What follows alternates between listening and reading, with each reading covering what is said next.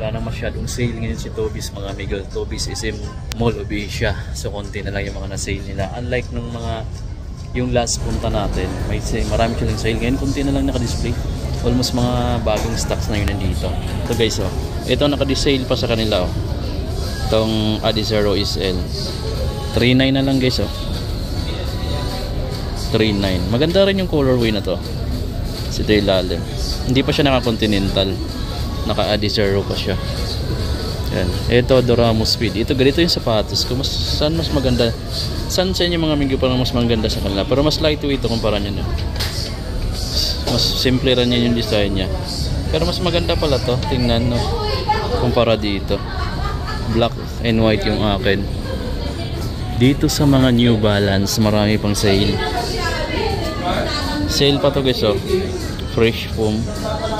Naka 5,596 na lang dito. 5,596. May Saucony pala sila dito guys. Pero retail sila sa Saucony. 6,495. Itong running shoes nila ni New Balance. Fuel sale guys. 4,998 pesos dito sa may Toby's MOA. Iba yung design niya dito. Naka Energy Arc yung ilalim. Sobrang lambot na foam ito nandito. May fresh foam din sila dito guys na black. Ganda rin siya oh. 5,196. 5,196. Meron silang ganito. 4,177 naman. Naka E-Boost fresh foam E-Boost ST. Di ko alam kung anong technology yan mga amigo. Meron din silang ganito 3,597. Ayan. Naka ET thread. New Balance ni trail. Daming technology no. Pero pang trail siya mga amigo. Trail shoes.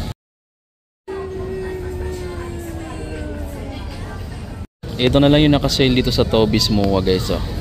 3,676 pesos. Ganda ng running shoes na to no.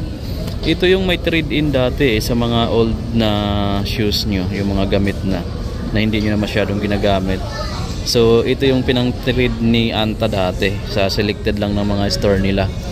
At na yung naka-sale na dito sa Toby's. Si Toby's yung mas mura yung price niya ng mga Anta niya kumpara sa mismong store. Pero yung iba, pareho lang din naman. So mag-canvas muna kayo guys bago kayo bumili. Kasi madalas mas mura dito eh. I'm not sure lang kung lahat. Pero napansin ko lang, bawat punta ko sa Toby's saka sa mismong Anta, may medyo difference lang sa price. Ito, naka-sale na rin. Naka-sale na rin to. Ang price pala nito nasa ilalim eh. 5,595. 88 nila. And ito yung price 6,995. Discounted na pala yun 6,995. Ito yung glossy na KT8 guys. Ito yung price niya 6,995. Dating 8,995. 6,995 na lang. Almost 2,000 pesos yung discount. Yung KT7 na neon nila guys 5,596 na lang. 5,596. May sales tag kasi siya dito. Ganito nila na KT8 oh. 6,995 na lang din. Maganda ko yung pagka light purple niya. 1987. Ito Splash 5 3,595 na lang guys. Dito sa Toby's 5,995 pala. Pero 3,595 na lang dito eh. 5,995. Iba-iba yung price. Ito yung Shockwave 5. Ganda ng purple niya. Ito yung price niya 7,595. Latest lang din ito. Kaya 7,595 pesos pa. Naka-sale na tong KT8 na KT9 na to guys oh. Alam ko latest lang to ng mga release yung KT9 guys. Pero may sale na dito sa sa Toby's MOA. 895 na lang. 8,095 pesos. So mayroon kang 995 pesos na discount. Or 900 pesos na discount. So almost 1,000 pesos na rin. Malaki na rin yung matitipid mo dito. Kumpara kung bibili ka sa I'm not sure kung sa store kung nag-discount rin. Pero dito guys naka 10% off siya. Ito naka-sale din tong kulay blue. O parang military colorway siya na parang patig. Ayan. 3,595 na lang guys oh. Shock the Game 5 na naka-sale dito. Ito yung running shoes na mga gandang klase. 3676 na lang guys dito. Meron sila ditong mga new era na Yankees maroon. 2495 guys. Pero marami pa diyang mga mga new era na cup. Jordan Max Aura nila, check natin kung nag-discount. 7395 sila dito guys, oh. Jordan Max Aura naka 7,395. Retail na sila. Sayang, no. Yung Jordan Stay Loyal nila is 7395 din. Wala nang discount. Pati itong na to, Jordan Loca 4695. Wala nang discount guys. Yung Tatum nila wala na rin discount guys, naka-retail na rin. Tingnan naman natin yung mga basketball shoes dito sa Adidas portion ni Tobis Moa guys. Parang naka-retail na rin din yun. Naka-retail na rin yata ito dito eh. Wala siyang price pero retail na dito yan. Tapos itong 3 yang nila 7,000 pesos na. Back to normal price na siya mga amigo. So wala silang ngayon ditong mga masyadong sale or discount sa mga basketball shoes dito sa Tobis Isimolobecia. Baka pupunta kayo mga amigo, mas mainam pag sa ibang branch kayo, mas marami pang sale. Dito wala na masyado, back to regular price na sila ngayon. Yung Ant-Man na BOW 8.5 na dito guys, oh. Back to retail price na.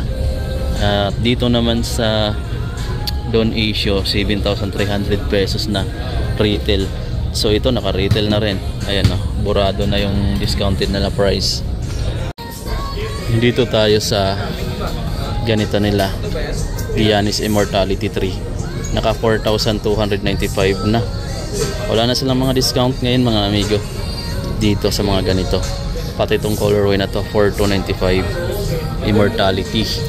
Ito pa Immortality 4,295. KD60 nila dito is 8,395 na. Yung KD3 nila is ganun na yung price retail. Meron price nung isa, naka-retail na sila dito. Yung iba walang price eh. So nakatanggal. Sabrina nila is 6,895. Yung Witness 8 nila is 5,495. 5,495 Lakers. Mayroon din sila ditong neon 5,495 na rin. So eto, same price 5,495. Yung next gen nila is 8,895. 8,895. Mayroon pa silang Lakers na colorway. So yun, Renew, Nike Renew 4,095. Ngayon masyadong sale dito sa Tobis Isimolobecia. So parang nag back to retail price na sila muna ngayon. Pero may ilan namang naka-discount dito. So kung may nagustuhan ka dun sa pinakita ko, yun yung mga naka-discount dito. Visit na lang kayo guys. Itong nila, t-shirt nila na Celtics 1,795 pesos. I think naka-retail siya dito. Yung naka-discount nila guys is yung mga ganito nila. Yan, mga gym equipment. Ang laki ng bagsak presyo, 6,000 from 12,995. Sale price nila is 6,510 na lang. Kung magma-monthly ka naman, 0% installment, 1,085 yung monthly mo. Para dito sa I'm not sure kung na to, treadmill. Yan, treadmill pala siya. Tapos iba-ibang sizes. So may iba-ibang size. Ito naka-discount yung mga rate. May mga box sila dyan. I'm not sure kung may mga laman pa yung mga Jordan.